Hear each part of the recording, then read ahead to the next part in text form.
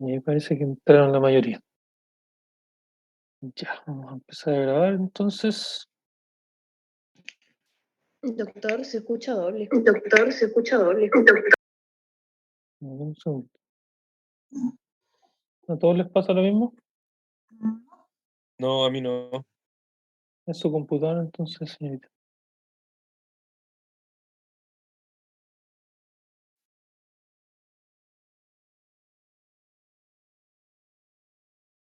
¿Se escucha bien y se ve bien? ¿Alguien que me retroalimente? Sí, todo bien. Ya, perfecto. Ya, gracias. Vamos a continuar grabando entonces. Recording in progress. Ya. Esta clase vamos a hablar un poco del diagnóstico estético que les va a ayudar a enfocar sus tratamientos restauradores, sobre todo en el sector anterior. Vamos a hablar de algunos criterios y parámetros que tenemos que tener en cuenta cuando nosotros vamos a indicar algún tipo de resina anterior, sobre todo, que es lo que nos llama en este nivel, ¿cierto? Y sobre todo vamos a detener un poquito lo que es elección de color.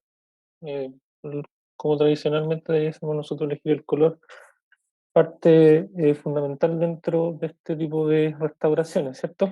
Entonces, vamos a comenzar. Lo primero que tenemos que tener claro que la verdad que el principio estético hoy en día no solo se limita al diente, ¿ya?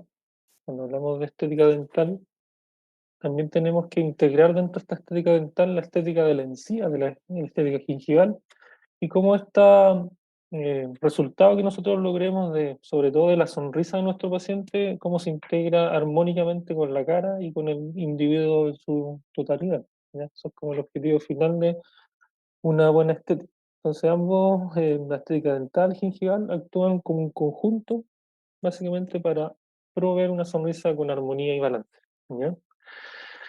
Para esto siempre debemos guiarnos por algunos criterios, ¿ya? Pero siempre entendiendo de que estos criterios están supeditados a la subjetividad. No todo lo que es bello para alguien es bello para otros, o no todos los pacientes van a cumplir a cabalidad todos estos criterios, pero aún así su sonrisa va a ser armónica, su estética va a ser armónica y por ende no va a significar de que esté menoscabada si tiene un milímetro más o un milímetro menos de lo que vamos a hablar ahora, ya que son parámetros un poquito más rígidos, pero que tienen cierta fluidez en relación a la estética que no siempre es algo rígido, ¿ya? Todo va a estar sometido a la subjetividad de cada, sobre todo de de los observadores.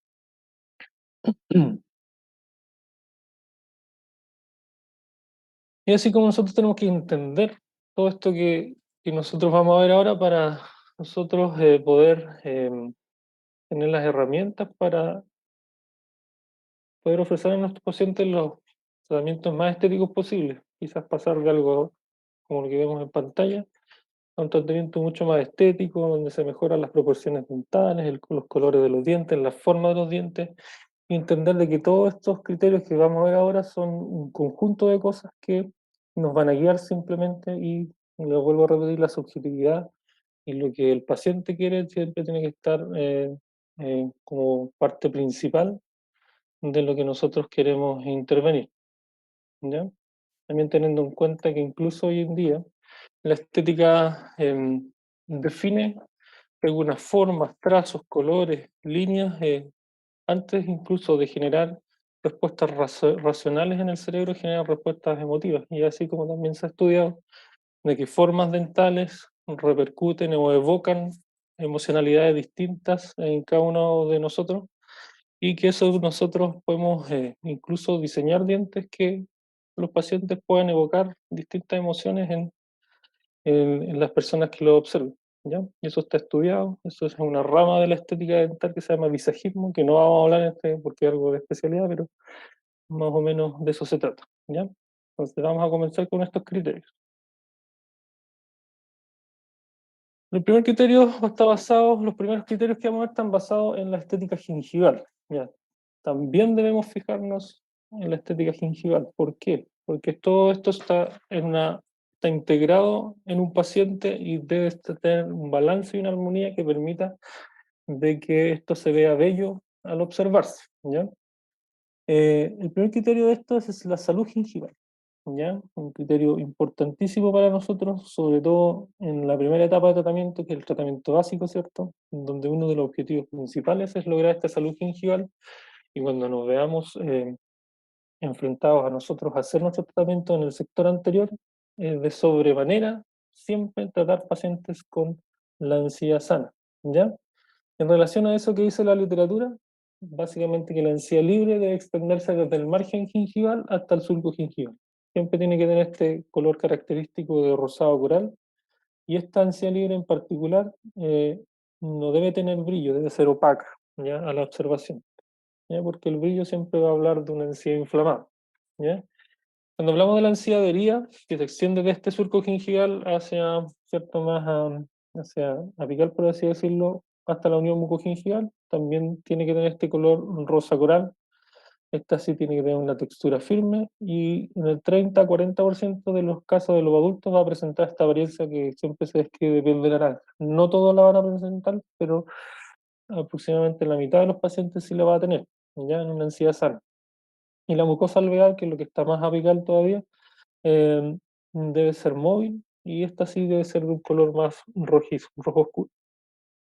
Cuando nosotros evaluamos a nuestro paciente para poder hacer los procedimientos restauradores, por favor, que nuestros pacientes tengan la encía sana. Siempre evaluar la encía libre, la encía adherida y, ¿cierto?, la mucosa alveolar en relación a los parámetros que dijimos, del color, la textura, ¿cierto? Y que nos permita eso, nosotros poder trabajar en ambientes que son mucho más saludables, sin hemorragia, etcétera, que impiden un poco la buena adhesión de nuestros materiales, y lograr también con eso una buena estética, ¿no? Así que lo principal aquí es nuestro tratamiento básico, ¿no? Para que nuestro paciente, en el momento que nosotros hagamos nuestras restauraciones anteriores, llegue con la encía sana, por favor. Y es parte de un criterio estético, como ven aquí, ¿ya? ¿Qué otra cosa tenemos que fijarnos? Las troneras gingivales, ¿ya? Estos espacios que están entre los dientes, que idealmente siempre tienen que estar llenados por encía. ¿Por qué encía? Por la papila, ¿ya? En encía joven y sana, estos espacios están totalmente ocupados, ¿ya? Cuando somos descuidados con la higiene oral, cuando ya no, se nos producen procesos de periodontitis, esto puede alterar la arquitectura gingival y por ende exponer estos triángulos negros que la verdad es que son bastante antiestéticos, ¿ya? Lo que sí tenemos que tener claro que es posible compensar esta pérdida de inserción nosotros netamente con procedimientos restaurativos. Pero estos tienen que tener los perfiles de emergencia que son necesarios, ¿cierto? Evaluar la extensión que nosotros vamos a darle a esas restauraciones para que de algún modo nosotros compensemos esta pérdida estética producto de esta presencia de estos triángulos negros, y poder eh, permitir de que queden más cerrados y más estéticos, ¿ya? Entonces, cuando nosotros veamos una sonrisa de este tipo, tenemos que siempre observar estas zonas. Esto tiene que estar completamente relleno con encía, ¿ya?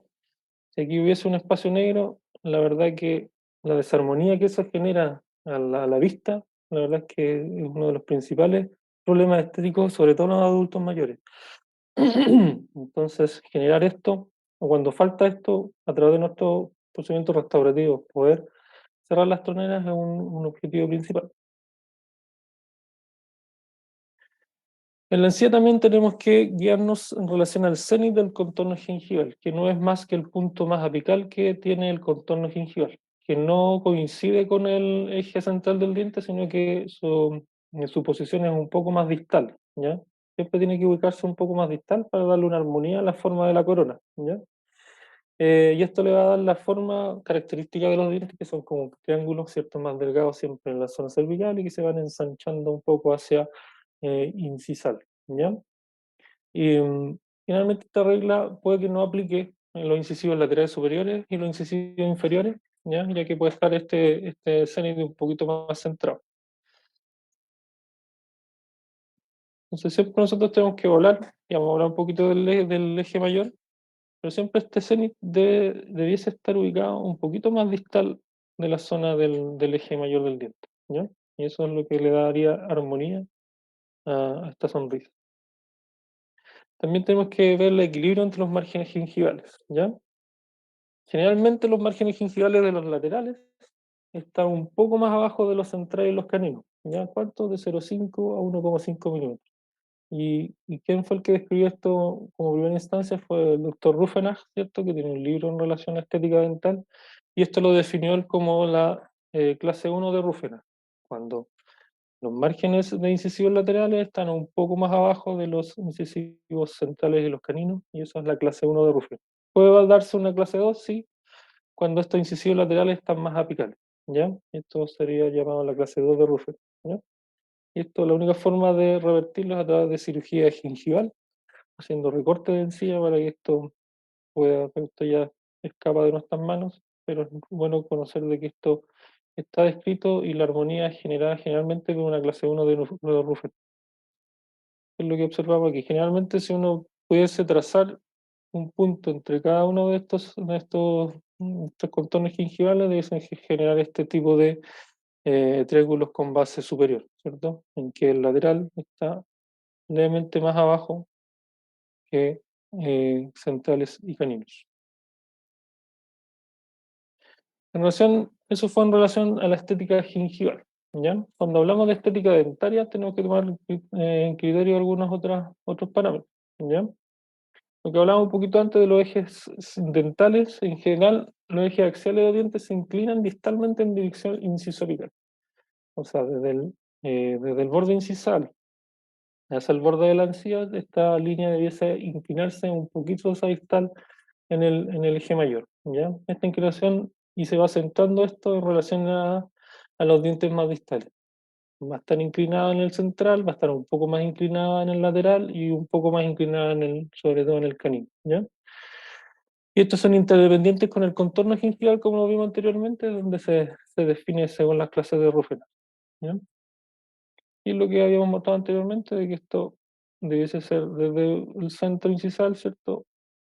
Un poquito se va distalizando en la medida que vamos observando los dientes más distales. Siempre hacia distal, generando ángulos mayores. ¿Cómo está el punto de contacto interdental? También es importante evaluarlo. Siempre este contacto está en relación, por supuesto, con la posición y la morfología del diente. Y lo que se describe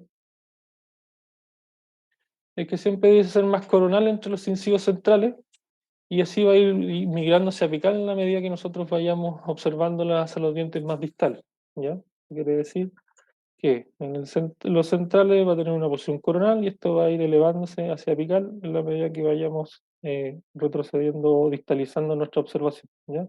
Formando esta típica línea con cavidad superior.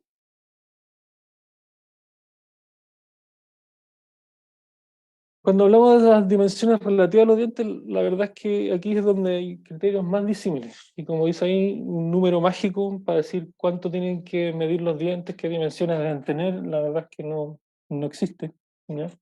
Pero sí hay algunos criterios que debemos tener en cuenta, y que siempre esto va a variar en relación a cada paciente y el porcentaje de desgaste que tenga los dientes en relación también, teniendo en cuenta de que estos dientes, en la medida que son más adultos los pacientes, más desgaste van a tener por un tema fisiológico del esmalte sobre todo, ¿ya? Entonces la percepción de la simetría, la dominancia y la proporción están relacionadas con algunos criterios como la altura del diente, y creo que es lo principal, pensando que de la OPS. alguien tiene el micrófono abierto, si lo puede apagar, por favor. Ya, es que hay otro problema. Lo acabo de ver. Igual que volver a llamar. Estoy en la 44. Ya. Panda, porque estoy impaciente. Disculpen la interrupción. Continuamos. ¿Qué iba? Ya que esto depende de la altura del diente principalmente, entendiendo que el diente, como está ubicado eh, entre dientes, el ancho la verdad que no es muy modificable, entonces siempre la altura es lo que se va a poder nosotros caracterizar, ¿ya? Esta proporción también va a estar dado por el ancho y el largo, ¿ya? Se habla que siendo los incisivos centrales el diente con mayor dominancia dentro de una sonrisa, ¿cierto? Debiese estar entre el 75 y el 85%. O sea, el ancho dividido por el largo por 100 debiese estar entre estos parámetros para que esos dientes en sí se vean armónicos entre comillas, porque como le decía, no hay un número mágico, pero eso es como un rango que nosotros podemos tener en consideración cuando hagamos una evaluación estética, ¿ya? Las líneas de transición, que no son más que las líneas que reflejan la luz, debiesen ser armónicas, ¿cierto? Por supuesto, la forma del diente en relación sobre todo a los ángulos incisivos, o sea, los ángulos que se forman en los ángulos mesoincisales y distincisales, y la relación con su vecino, entre más abiertos sean, siempre van a dar más la sensación de una estrechez de los dientes, unos dientes más delgaditos. Eso se puede hacer fácilmente con una fotografía, por ejemplo, hacer un cuadro en que te diga más o menos cuánto es la proporción que tiene el diente y siempre evaluar estas líneas centro de transición, de reflexión de la luz, que incluso puede ser de ayuda para hacer algunas caracterizaciones en los dientes, para que se vean más anchos, más delgados, etc. Y eso se puede corroborar con esto. También tenemos que considerar la forma dentaria, en que los incisivos centrales y laterales son, la verdad, bastante parecidos anatómicamente, ¿ya? Y funcionalmente también, debido a que generan la misma función en la arcada. Siempre los bordes mesiales van a ser más rectos, van a ser ligeramente convexos. Como observamos aquí, siempre este borde mesial va a ser más recto y por ende el ángulo mesioincisal siempre va a ser un poquito más agudo que se ve en distal. El distal entonces va a ser más convexo y va a haber un ángulo distal incisal más redondeado que el incisal. Un ángulo más recto, ¿cierto? Más agudo y acá un poco más redondeado. Y el borde incisal puede ser regular o irregular o redondeado dependiendo el diente y la morfología propia de cada paciente. Y así como los dientes podemos observarles que tienen distintas formas, cuadrados, ovoides y triangulares, y que en relación a eso también nosotros tenemos que guiar la confección de nuestras restauraciones. No podemos dejarle un diente cuadrado a un paciente si dentro de su fenotipo él tiene dientes triangulares, por ejemplo, eso siempre tenemos que evaluar, porque eso va a crear una desarmonía. Cuando hablamos de caracterización de los dientes, hablamos más que nada de la reflexión y transmisión de la luz, sobre todo en dientes jóvenes, donde tenemos estos fenómenos que podemos observar y definir como el fenómeno de opalescencia, donde se transmiten algunos colores, otros se reflejan, ¿cierto? Y generalmente está dado por su longitud de onda, donde generalmente lo que se transmite son los tonos rojos anaranjados, o sea, traspasa la luz de esos tonos, y lo que se refleja son los tonos más azulados, que son estos tonos que se ven generalmente en los bordes incisales, porque aquí se refleja la luz y nosotros podemos ver solo esos tonos, ¿ya?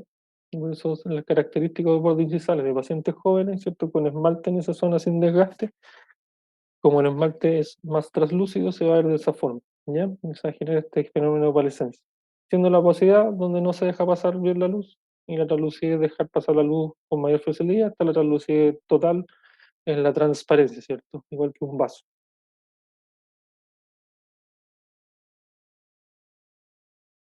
Otro parámetro es la textura superficial y está íntimamente relacionado con el color, ¿ya? Porque a través del brillo nosotros podemos modificar cómo se ve el color y modificar un aspecto del color que es el valor sobre todo, ¿ya? Vamos a ver un poquito de qué se tratan los distintos aspectos del color.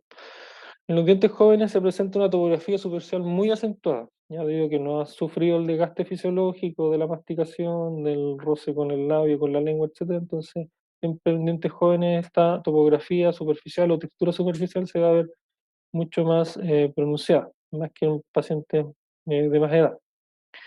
Cuando hablamos de un componente horizontal, no es más que el resultado de las líneas del crecimiento, ¿cierto? Aquí se van a ir claramente marcadas dos líneas del crecimiento, y esto tenemos que nosotros considerarlo si tenemos que reconstruir esta pared vestibular de los dientes anteriores sobre todo, porque eso va a incidir en cómo se ve el diente e incluso en el color que nosotros finalmente vamos a llegar. Y también tenemos que considerar las periquematías, que son estas líneas que vemos transversales mesodistales, que no son más que las líneas del lóbulo de desarrollo, ¿ya? Vamos, aquí un poquito más largo porque vamos a detenernos un poco a la elección del color. Entender que el color de los dientes es básicamente es un fenómeno óptico que se da en relación a las longitudes de onda que nosotros percibimos con el ojo humano, ¿ya? Pero además tenemos que entender de que hay un componente psicológico en relación a cómo nosotros observamos. Un color te puede gustar más a ti, un color me puede gustar más a mí, y eso va a depender más que nada de los gustos de cada persona y el componente psicológico que va a tener esta observación. Por ende, es una respuesta física y psicológica a la interacción entre la energía luminosa y el objeto, ¿no? O sea, una experiencia subjetiva que depende de ti, cómo la observes o no, y por ende el calibrarse en relación a un término subjetivo, a llevarlo a un término objetivo, cuando nosotros tenemos que hacer la elección de color de los pacientes, es básicamente aprender de cómo hacerlo, de cómo hacerlo, cómo optimizarlo y cómo nosotros abordarlo cuando necesitamos elegir el color del diente que vayamos a restaurar, ¿ya? Como norma general, la luz visible es una radiación electromagnética con una longitud de onda entre los 390 y 770 nanómetros, y esos son los que el ojo humano puede percibir y generalmente son los colores que nosotros podemos describir como visibles. Cada longitud de onda corresponde a un color específico, los que pueden ser fuentes de luz monocromáticas, ¿cierto? De una sola tonalidad, y policromáticas con múltiples longitudes de onda. Y el color que nosotros veamos en un cuerpo va a ser básicamente a lo que la longitud de onda que se vea reflejada en él, ¿ya? Entonces, va a incidir con el haz de colores completo, ¿cierto? Que vamos a ver blanco, y lo que se refleje en ese objeto es lo que nosotros vamos a definir como el color, es lo que nosotros vamos a ver como color. Es así como Albert Mansell hace ya en el siglo pasado, ¿cierto? Hace más de 100 años, describió esta tridimensionalidad del color, en donde él describió que existía un matiz, un croma y un valor, donde el matiz no es más que el nombre propio del color, ¿ya? Define la familia donde pertenece esa determinada longitud de onda y que está dada por el espectro visible, ¿cierto? Es como la longitud de onda y ponerle un nombre a esa longitud de onda, ¿ya? En este caso, en odontología, eh, hay cuatro familias en que existen la A, B, C y D, ¿cierto? Cuando nosotros revisamos las paletas de colores, siempre vamos a encontrar estas letras, y estas letras se refieren al matiz de ese color, ¿ya? En la mayoría de los casos, nuestros pacientes, está descrito que casi el 80% de nuestros pacientes va a estar dentro del rango de el A, y no son más que los colores amarillos anaranjados mezclados entre sí, ¿ya?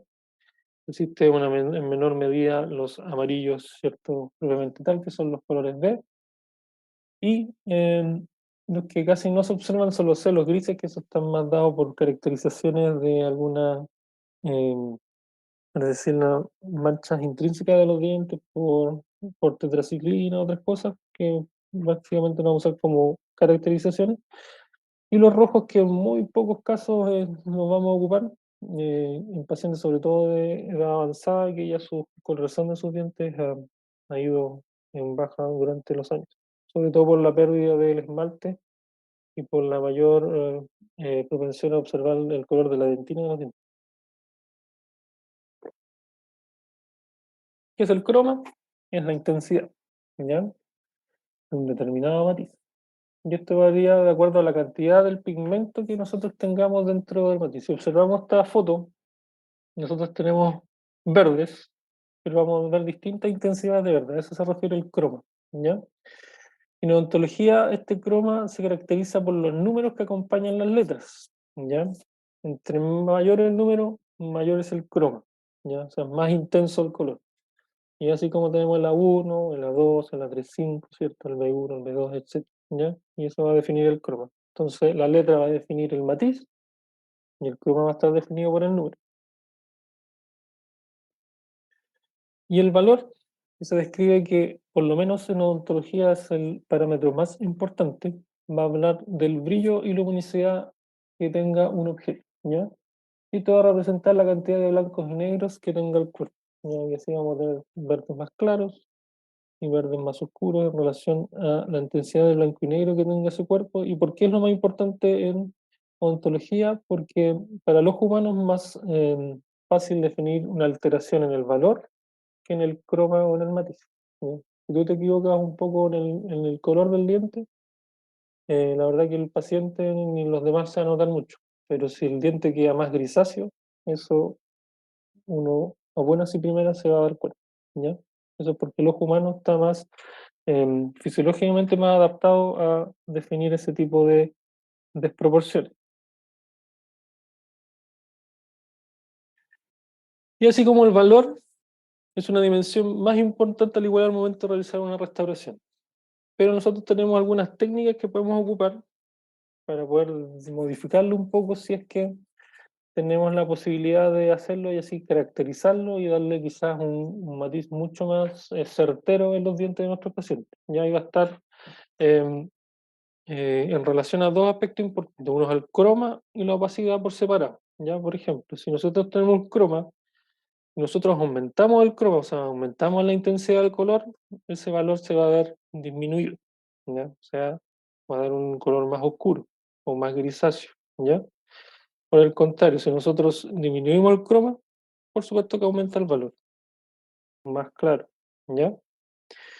Por otra parte, la opacidad, si nosotros la aumentamos, está directamente relacionada con el valor. Si aumentamos la opacidad, o sea, ocupamos un composite mucho más opaco, ocupamos una capa de opaco más gruesa, cosa que sea lo que domine dentro de la proporción de opacos y translúcidos, el valor va a aumentar, o sea, el diente se va a ver más clarito.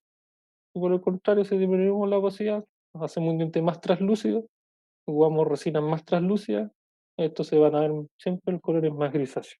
¿Ya?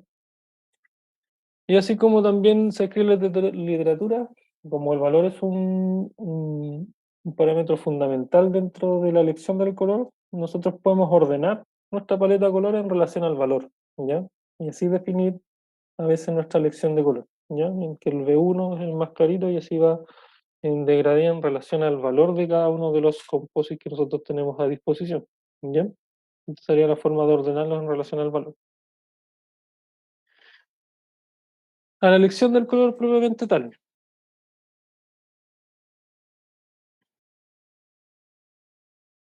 Si bien hoy en día se describe que la elección del color debe estar dado básicamente por el diente, no tanto por las paletas de colores, estas son las formas más clásicas, más tradicionales de hacerlo y las que les vamos a enseñar. En otro un poco más complejo de desarrollar y sobre todo eh, desarrollada básicamente porque hoy en día uno no siempre va a ocupar la misma marca de composite para todo. Por ejemplo, yo puedo ocupar una marca de composite específico para hacer solo el esmalte, una marca de composite específico para hacer solo la dentina, para hacer las caracterizaciones. Entonces, las paletas de colores son disímiles entre marcas. Entonces, hay distintas formas de buscar color en relación a eso. Pero aquí vamos a ver las más tradicionales, que son las que vamos a ocupar en la clínica acá en cuarto año. ¿Ya? Eh, así como existe este Vita clásico, que la verdad que la mayoría de los sistemas de composite se basa en este tipo de sistema, en el Vita clásico, que es el que se desarrolló con estos que le explicaba de la 1, a 2, a 3, a 3,5, ¿ya? Y la forma de hacerlo, y lo primer paso que tenemos que hacer, eh, el primer paso es seleccionar un tono similar a la estructura del diente. Este sistema de colores, de selección de color, se basa en el tono, o sea, en el matiz. ¿Ya? Lo primero que tenemos que elegir es la letra. ¿Ya? A, B, C o D. Como les decía, generalmente es la A. Entonces, lo primero que tienen que hacer ustedes es buscar la A. ¿Ya? No intenten buscar otro color primero antes que la A. ¿Ya? Entonces, ahí nosotros vamos a utilizar la paleta de color y va a ser siempre específica para cada sistema. ¿Qué vamos a hacer entonces? Elegir en primer lugar el matiz. Para esto nosotros vamos a colocar nuestra paletita de color al lado del diente o por debajo del diente y lo que vamos a buscar, eh, cuál de estos va a dominar en el color del diente. ¿Ya? Entonces ahí como dice el ejemplo, hay un B, un A y un C. ¿Fija? Y que tengan el mismo croma y el mismo valor. ¿Ya?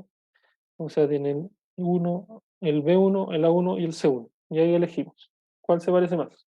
¿Ya? Se coloca cerca del diente y se elige el que más coincida con el color del diente.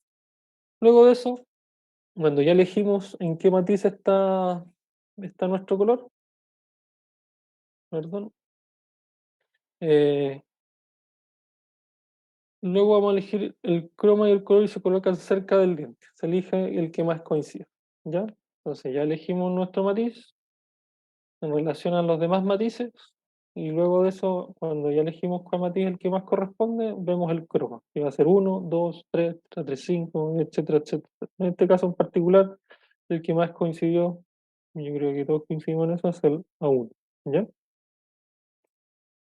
Pero también existen otro tipo de sistemas de elección de color un poco más sofisticados, que fue la evolución quizás del Vita clásico, el Vita 3D Master, que generalmente ustedes lo van a ocupar cuando elijan cerámicas, ¿ya? Por eso es bueno que aprendan a ocuparlo igual, pero este en particular, este sistema de elección va a estar basado en el valor, ¿ya? Que como decíamos es lo más importante en relación a los pacientes, ¿ya? Y así como ellos describen los distintos valores agrupándolos en números, del 0 hasta el 5, ¿ya? Para esto se componen los tonos más altos de cada color, ¿ya? Entonces, en relación a esto, el segundo paso es elegir el croma. En primer lugar se elegía el valor, el número 0 del 0 al 5, y luego elegíamos el croma, ¿ya? La selección debe empezar por el grupo más oscuro y se elige en base al grupo medio, ¿ya?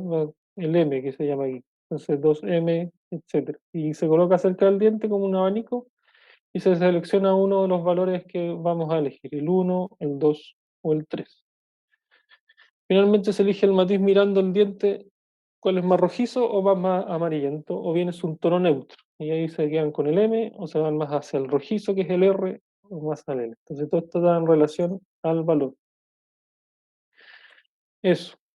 Algunas consideraciones que debemos tener cuando vayamos a tomar el color. Se describe en la literatura que ojalá siempre esa paleta de colores que nosotros tengamos a mano podamos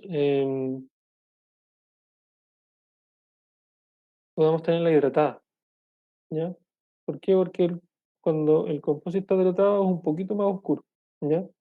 Entonces cuando este fenómeno se dé en boca, el color que nosotros podamos haber elegido con la paleta un poquito más seca, se puede oscurecer un poquito, ¿ya?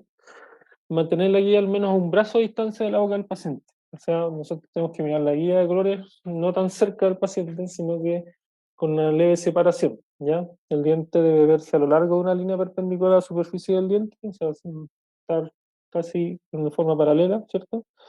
Y debe colocarse en forma paralela al diente en un mismo plano. ¿Qué quiere decir esto? Perdón. Es básicamente colocar la paleta de colores, forma paralela, ¿cierto? Ir comparando, en este caso quiero ver el Vita clásico, cuál es el matiz que más se le asemeja, ¿ya? ¿Qué otras consideraciones? Por supuesto, esto siempre debe realizarse antes del aislamiento absoluto. No quiero ver a nadie tomando el color de un diente anterior o posterior con aislamiento absoluto, ya se los dije. Y porque los dientes deben estar limpios e hidratados, ¿ya? Eso igual es importante, limpiar los dientes antes con una pequeña de profilaxis, con peroxidina. Mantener los dientes hidratados. Piensen que un diente se deshidrata en aproximadamente 2 minutos y ya está deshidratado, ya que esto afecta la translucidez y produce dientes que sean más blanquecinos. ¿Se acuerdan? Si se deshidrata el diente, va a ser más opaco, y cuando un diente es más opaco, aumenta el valor y por ende se ve más blanco, ¿ya? Además, a tu alrededor lo ideal es que se recomienda que sean con colores neutros. Ahora desconozco cómo son las instalaciones del COA NOA, pero espero que sean en colores pasteles, cosas más neutras, cosas que no afecte tanto, ¿ya? Porque las longitudes no deben reflejar longitudes de ondas similares, ¿ya? Porque eso puede distorsionar un poquito la observación. Pedir al paciente que se quite el labial si es una paciente eh, mujer, ¿cierto?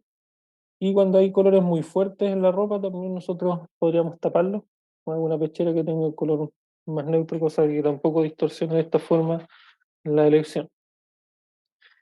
Em, Como el color depende de la luz incidente, te va a dar un fenómeno que se llama el metamerismo en los dientes, ya que básicamente que se refiere a que nosotros lo observamos desde distintos ángulos, quizás ese color va a ir cambiando en relación a la reflexión de la luz que éste tenga, ¿ya? Em, y además habla de que si nosotros observamos con distintos luces, tipos de luces, se va a ver distinto, ¿ya? Entonces, ¿qué se recomienda en estos casos? Tratar de hacerlo todo bajo luz natural. Apagar la luz de tu sillón, acercarte a una ventana, si es que es posible, si no hacerlo con la luz de la iluminación general del edificio más que con la luz del sillón. Ojalá nunca hacerlo con la luz del sillón.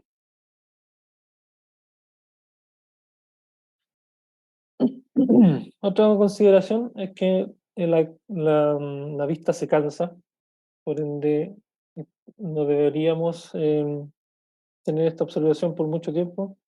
Como dice, después de 30 segundos ya se produce una fatiga visual, ¿ya? Porque se saturan los fotorreceptores de la vista.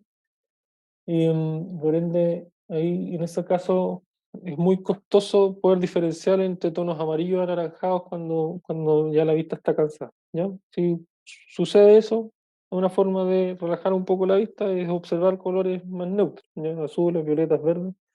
Y si es posible, si tienes un compañero a mano, un docente a mano que corrobore el color de elección, uno puede pedir perfectamente una segunda opinión, ¿ya? Y esto es importante, sobre todo en las fichas clínicas, cuando ya ustedes realizan el composite, siempre registrar el color, ¿ya? Para que ustedes puedan acceder a este registro y saber cuáles son los colores que han utilizado en sus pacientes y que han dado buenos resultados estéticos, ¿ya? Y así pueden evitarse un paso a futuro de tener que volver a elegir coach, hacer todo este procedimiento. Y por supuesto, si el paciente quiso hacerse un blanqueamiento por haber sometido, eh, hay que esperar un tiempo antes de hacer nuevamente la elección de color, ¿ya? Hay que hacerlo posteriormente a este blanqueamiento, porque va a cambiar, sobre todo, lo que busca el blanqueamiento es mejorar el croma, o sea, hacer menos intenso el color, ¿ya? Entonces, eso es lo que va a variar. También se recomienda, como el valor es uno de las características más importantes, hoy en día tenemos el acceso a smartphones, ¿cierto? Lo que puedes hacer, si tienes dudas en el valor, ya está viendo que tu paleta de colores no está en relación al valor, sino más bien al matiz y al croma, tú lo que haces es acercar la paleta de colores que elegiste al diente, le tomas una fotografía y ahí mismo el celular tú le pones el filtro del blanco y negro. E inmediatamente te vas a dar cuenta si es que el valor de ese color que elegiste es similar al diente que vas a restaurar. ¿Ya?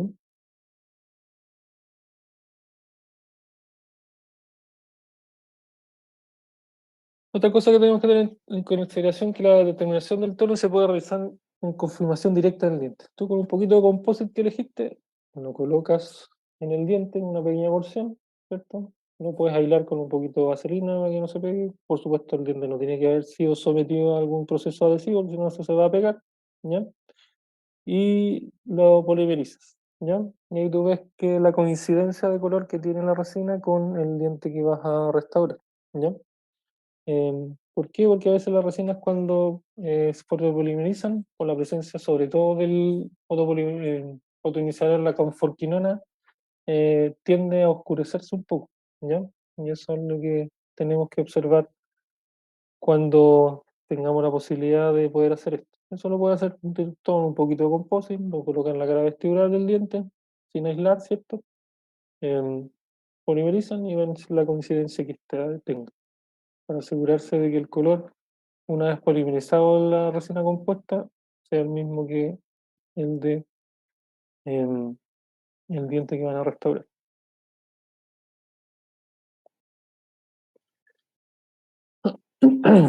Por sobre todo en pacientes jóvenes, eh, siempre también tenemos que observar las caracterizaciones que nosotros conversamos ya un rato atrás, ¿cierto? De los dientes. Son pacientes jóvenes donde hay fenómenos de translucidez, sobre todo en el borde incisal, que eso deben ser caracterizados de buena forma, ¿ya? pero generalmente como nosotros vamos a trabajar con pacientes más bien adultos, esto no va a ser muy necesario, producto que ya en esa instancia de la vida ya el borde incisal está más soportado por dentina, por ende el color en esas zonas es mucho más eh, fijo y sin tantas variaciones, ¿ya? Ya, y aquí como dice, como aunque la determinación del tono es un paso muy importante al obtener una buena estética, asegurar el resultado perfecto. No asegura el resultado perfecto, ¿ya? Siempre le estoy dando los criterios y consideraciones como más específicas justamente para que esto sea lo más predecible posible, ¿ya?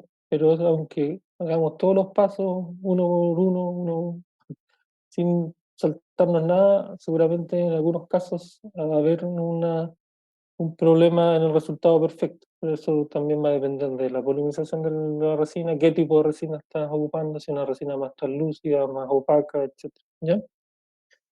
Y el tono final del resultado de la restauración va a estar dado por el color de fondo, que es el diente propiamente tal que estás restaurando, la resina del color de dentina que ocupaste, que necesariamente, ojalá siempre el color de dentina debe ser más opaco que el de esmalte, ¿ya? Y por supuesto el color y la translucidez que tenga la resina que tú ocupaste para emular el esmalte, ¿ya?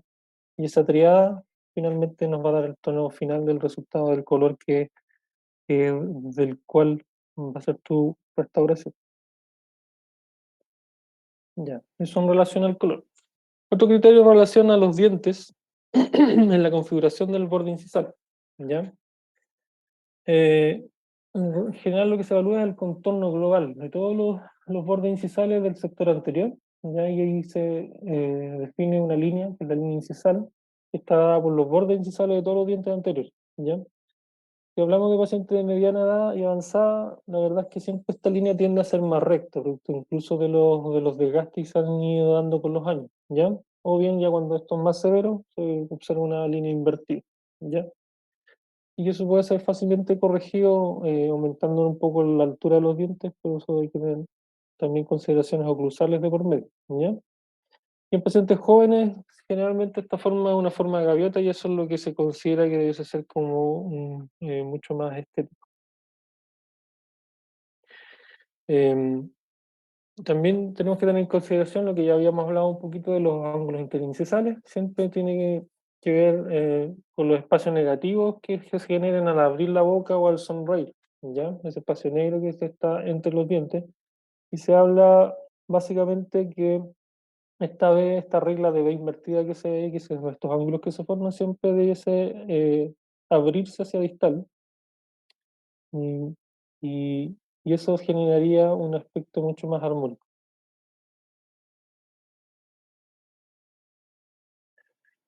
También en relación al borde incisal, cuando nosotros tengamos la posibilidad de restaurarlo, tenemos que siempre fijarnos en el grosor. Y estéticamente los incisivos siempre resultan más bellos, más agradables de observar cuando el borde incisal que nosotros generamos es un borde mucho más fino y delicado, ¿ya? Es una característica sobre todo inherente a los incisivos que son más jóvenes, ¿ya? Por ende, asegurar este grosor óptimo también incide en la estética dental, ¿ya? Y en relación a la integración de todo esto a algunos parámetros que son extraorales, ¿cierto? Sobre todo de los labios, va a estar dado por algunas referencias. Ya en este caso, en la configuración de los bordes incisales tiene que estar asociado en forma armoniosa con el labio inferior, ¿ya? Siempre esto es necesario para lograr una buena armonía, ¿ya? En que los incisivos centrales, ojalá, y los caninos estén siempre en contacto con en esta línea del labio inferior, ¿ya? Se fijan acá, al sonreír la paciente, casi toca con caninos y centrales, ¿ya? Y los incisivos laterales siempre tienen que estar en una posición más apical, por supuesto, ¿ya? Y se habla un parámetro que unos 0,5, unos 5 milímetros de esta línea, ¿ya? Para que sea una sonrisa armoniosa. En relación al labio superior, también podemos tomarlo como referencia, y es una línea, por supuesto, formada por el labio superior, ¿ya? Y también se le denomina curvatura del labio superior. Y generalmente, cuando al sonreír, esta línea debiese trasladarse por lo menos hasta la línea gingival, ¿ya? Y eso es lo que se considera como más normal o más dentro de la norma, y eso se va a dar en el 70% de la población, ¿ya? Algunos, que son porcentajes menores, el 20% va a haber una línea labial muy baja, una sonrisa baja, y el otro 10% ya va a haber una línea mucho más superior, que va incluso el paciente a mostrar mucha encía al sonreír, y estos son los pacientes más complicados, debido a que para lograr una buena armonía, también en esos casos en particular, ahí hay que trabajar lo que los parámetros de encía que observamos, que no todos los pacientes van a mostrar encía, ¿ya? Y así es como se observaría una línea normal, una sonrisa gingival y una sonrisa baja. Aquí ya no muestra casi nada en sí, aquí muestra demasiada encía. Y ahí uno nota inmediatamente los contornos gingivales, ¿cierto? Que no están armónicos, etcétera. Y esa es la mayor dificultad de este tipo de pacientes, para lograr una sonrisa bella a través de tratamientos restauradores. También tenemos que tener en consideración de que esto está inserto dentro de la cara, ¿cierto? Y que aquí tenemos que tener en consideración algunos planos que nos pueden guiar en relación a cómo tiene que estar posicionada nuestra sonrisa en la cara propiamente tal, ¿ya? Entonces, se refiere a la colocación relativa simétrica de las comisuras del plano vertical, ¿ya? Siempre de los planos principales son dos, que es el bipular y la línea media, ¿ya? Donde el plano bipular va a guiar la posición de las comisuras y la posición del plano cruzal, que no es más que el plano cruzal anterior estético, ¿cierto? Que es la línea que une los bordes incisales, ¿ya? Y tener en consideración que esta línea media facial, la verdad es que hoy en día se habla de una fluidez de la línea media, donde el 70% de las personas coincide con la línea media interdental, ¿ya? Pero no por eso esto se va a ver desarmónico, ¿ya? Por eso tiene que estar todo esto integrado dentro de la cara de la paciente o del paciente. Eso, creo que por hoy es lo que tenía para comentarles. Espero algunas dudas, si es que las hay. Voy a parar la Recording grabación. stopped. Lo quise hacer de corrido porque esta clase era bastante extensa, entonces si me detenía, la verdad es que no iba a extender demasiado. Caballeros, señoritas, ¿alguna duda, consulta, acotación, cualquier cosa? Lo que quieran. Vamos a parar de compartir.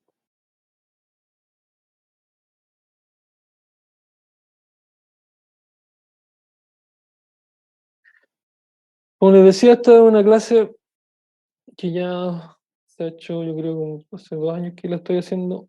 Integramos algunas otras cosas, pero lo importante es que sepan que la estética es subjetiva. Y así yo bien les doy parámetros y criterios que guían un poco cómo debemos enfocar nuestro tratamiento. La verdad que eh, la estética siempre va a estar en relación al observador y y la imagen propia que tenga el paciente de sí mismo, ¿ya?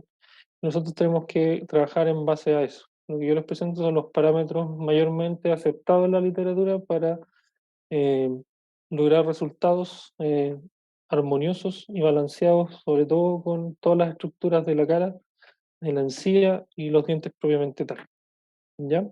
Así que eso quería contarles hoy día. Quédense sobre todo en esta clase con la elección de color, que va a ser lo que más van a hacer durante sus procedimientos restauradores. Eh, Traten de ser acuciosos en la elección de color. Si la hacen, como les decía, en una primera instancia la hacen de buena forma, seguramente después los tratamientos que vengan posteriores a ese no va a ser tan necesario el tener que hacer la elección de color tan acuciosamente, ¿ya? Porque van a tener el registro de qué color eligieron, van a tener el registro de cómo funcionó ese color una vez que el diente se volvió a hidratar después de sacar el aislamiento absoluto. Entonces van a tener la posibilidad de cambiar el color si es que ven que hay algún fallo en la elección. Entonces todo eso siempre llevar el registro es lo más importante. Si no hay consultas, les dejo libres para que disfruten su tarde. Estamos listos por el día de hoy.